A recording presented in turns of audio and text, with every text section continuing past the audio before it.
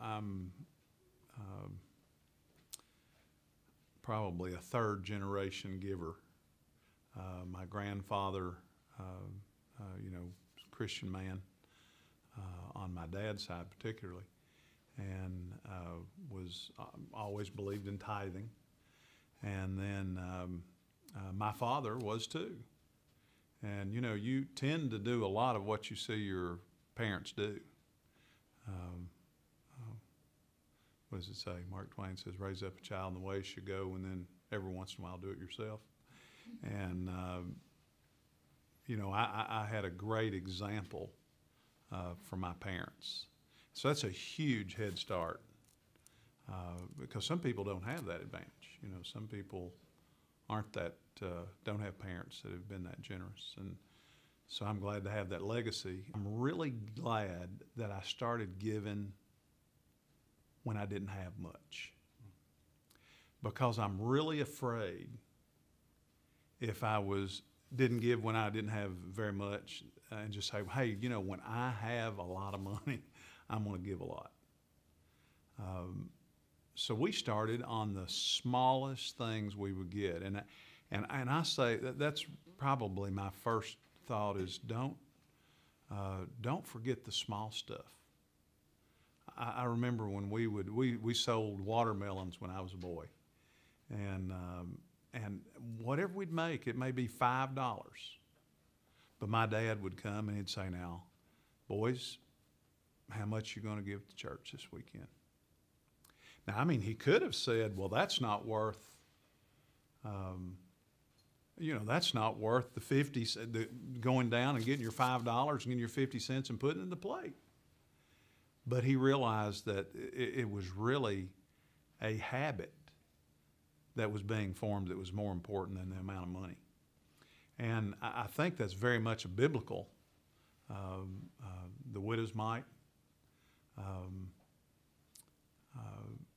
I think it is very important to train yourself. And it has been my experience, if you will not give little, when God blesses you with much, you won't give either.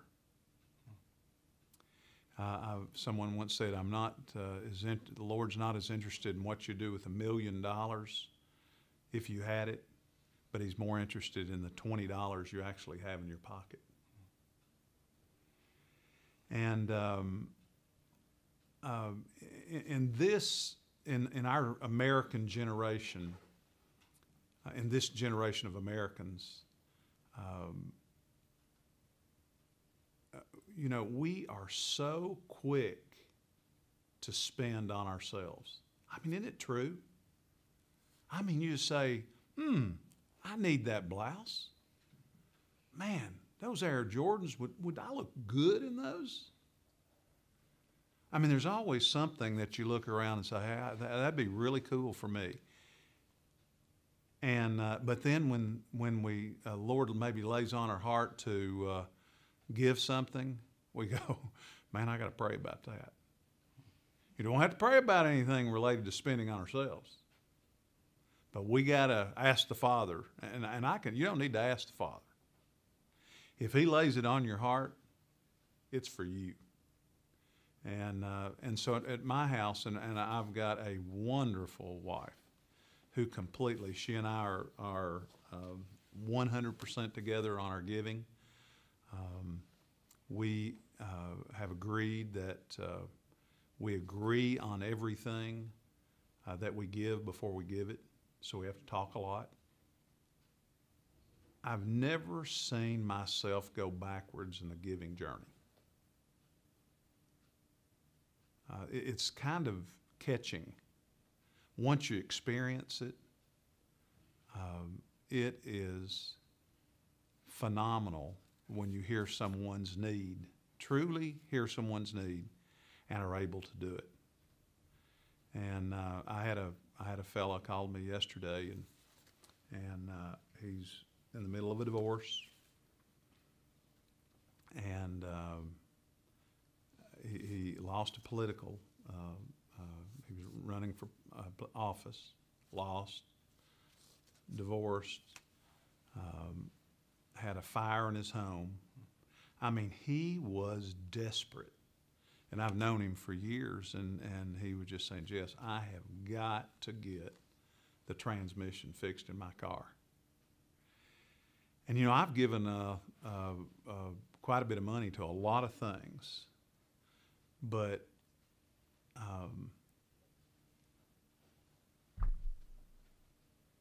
the joy that you get out of helping people directly, and I'm not talking about United Way. I mean, there's nothing wrong with United Way. But I'm talking about gifts that actually help people. And he was so nervous calling me. He was just, I mean, I could tell he was almost holding his breath every time he'd tell me something new, explaining his situation. And he said, is there any way you can help me? And I knew he was calling me. I knew he was in trouble, and so I'd been praying about it and thinking about it before he even called. Well, he had called, and I had to call him back. And we have an amount of money that we can give ourselves without speaking to each other, and I knew how much that was.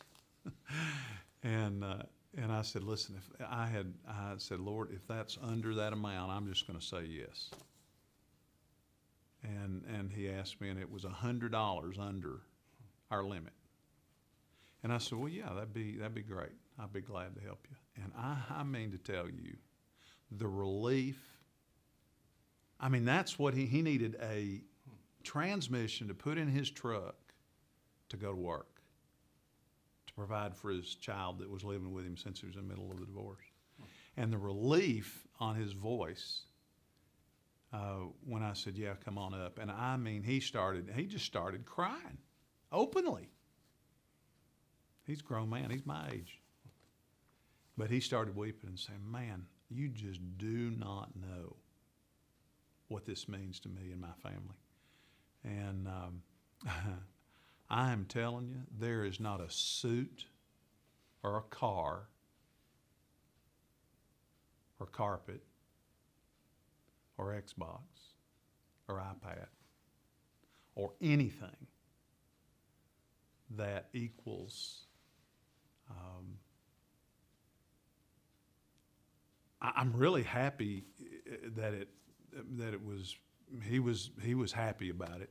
But I'm telling you, you know who was more happy than he? Me. I'm telling you, it was. Did you think I had a good day yesterday? I had a good day yesterday. And you know, if we sit around and look for those opportunities, well, we really don't have to look for the opportunities very much. We just have to be open to them.